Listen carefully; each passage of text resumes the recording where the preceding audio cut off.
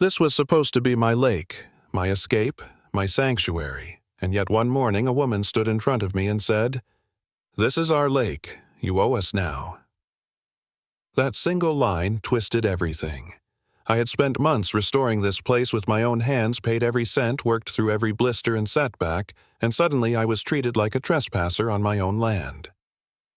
Imagine that buying a property outright only to be told by strangers that you're in debt for it. It started quietly. An envelope slipped into my mailbox with a fancy heading, Lake Maintenance Assessment, $350.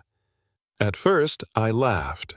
I thought it was some ridiculous clerical error, but inside the language was official sounding, talking about annual fees, water resource management, community responsibility. It even listed my property under Lakeside Commons Development. I'd never even heard of that subdivision.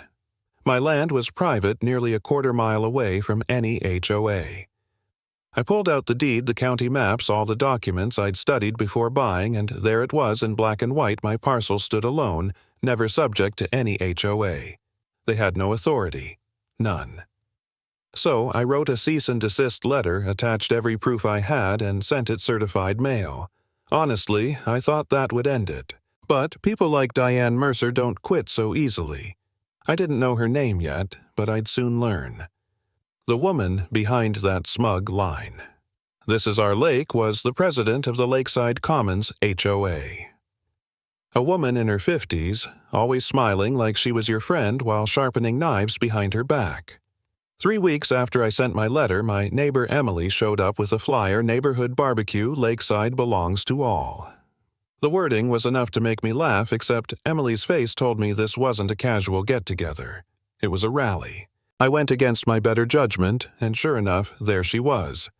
Diane Mercer with her perfect hair, her voice dripping with false concern. She stood in front of a crowd and painted herself as the protector of our community lake. She talked about unity, shared responsibility, the dangers of selfish people ruining harmony. She never said my name, but everyone's eyes turned toward me anyway. One neighbor muttered, "Some people just don't care about anyone else." I clenched my jaw. I wanted to shout, but I stayed quiet. Sometimes silence lets the truth hang heavier than words. Then she unveiled her expansion map, a bogus chart showing HOA authority stretching over properties it had never controlled, including mine. That was the moment I spoke up. I asked her directly, "How exactly did you decide those lines belonged to you for the first time?" Diane's smile faltered. She mumbled something about working with the county, which was a flat-out lie. I countered with an offer. "Next weekend, I'll host a meeting at my place. I'll show anyone who's interested the actual county maps and deeds." A few neighbors nodded. Diane's face went pale. She'd been cornered, and she knew it. I left that barbecue thinking maybe, just maybe, the truth would clear the air. But then I got the call that changed everything. Linda Peterson, a 72-year-old woman who lived down the road, was sobbing on the phone. "Mason, they took money out of my account. $350. I can't buy my medication this month." I drove straight over. She handed me the bank statement. There it was, HOA Lake Fee, withdrawn by some shady payment processor. She had never signed anything, never authorized a single thing.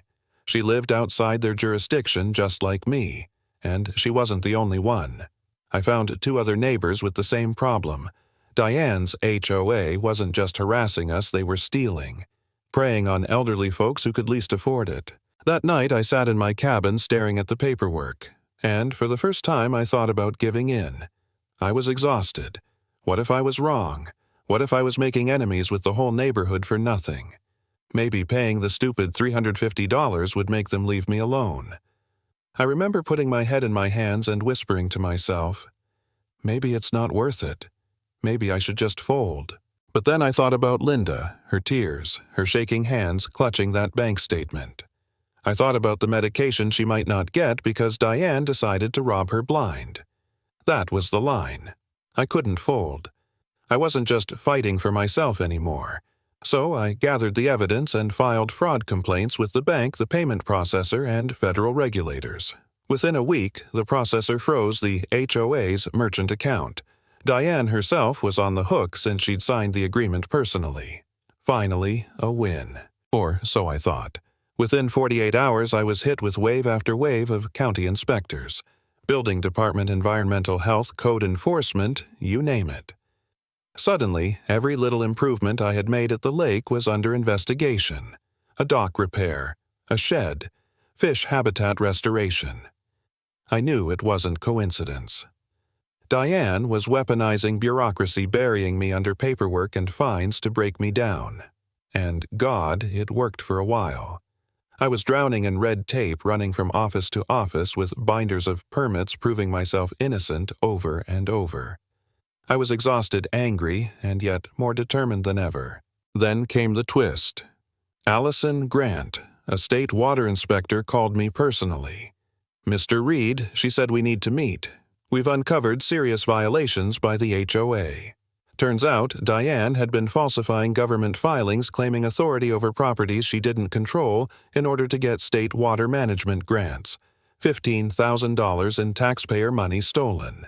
Suddenly, Diane wasn't just harassing me, she was committing fraud against the state. Desperate, she turned to the media. One evening my phone buzzed and Emily shouted, "Turn on Channel 7. There she was, Diane, standing in front of a community center looking like the saint of environmental protection. The headline, "Selfish Property Owner. Threatens Neighborhood Water." According to her, I was the villain. Some reckless loner destroying the ecosystem. Watching that segment made me sick. They showed my lake with ominous music, neighbors talking about responsibility, and Diane framing herself as the hero. I sat there thinking, she's going to win. She's going to bury me in lies. But truth has weight. I called the reporter and said, "Come see my evidence. All of it." He came expecting a defensive rant. Instead, I laid out the county maps, the banking fraud documents, the state investigation files. Facts, not spin. He couldn't ignore it. The follow-up headline flipped, "HOA Fraud Scheme Exposed." And just like that, the tide turned. The public saw Diane for what she really was. What happened next was bigger than me. People from other towns started calling, sharing the same stories, unauthorized fees, fraudulent grant applications, bogus jurisdiction maps. It wasn't just my lake. Diane and her network had been running this scam across multiple counties, siphoning hundreds of thousands of dollars from vulnerable homeowners. So, I organized a meeting. 23 people showed up from 12 different neighborhoods. One woman cried as she described losing her grocery money to bogus HOA fees. We realized we weren't victims of a mistake, we were victims of organized crime. Together with the help of a forensic accountant named Rebecca Shaw, we uncovered the scale of Diane's scheme: over $200,000 in fraudulent collections, state and federal grant fraud, systematic deception. We compiled the evidence and delivered it to every relevant agency: state, corporate oversight, federal banking regulators, the Department of Justice. And when the dust settled, the charges came down hard. Fraud, forgery, racketeering. 6 months after that first bogus bill landed in my mailbox, I stood in federal court watching Diane Mercer face the consequences. 12 years in prison for banking fraud. 8 more for falsifying state documents. Over $400,000 in restitution owed personally. The HOA's corporate charter was revoked, their accounts frozen, their assets seized. The organization that once tried to claim my lake didn't even legally exist anymore. Wiped from the books. I walked out of that courthouse with no celebration, no champagne, just relief. The fight was over. The predator had been unmasked, the scam dismantled. My lake was mine again, untouched, untouchable. And if there's one thing I learned, it's this: when people try to steal what's yours, silence is surrender. Stand your ground, because sometimes fighting back doesn't just save you. It saves everyone they would have taken next.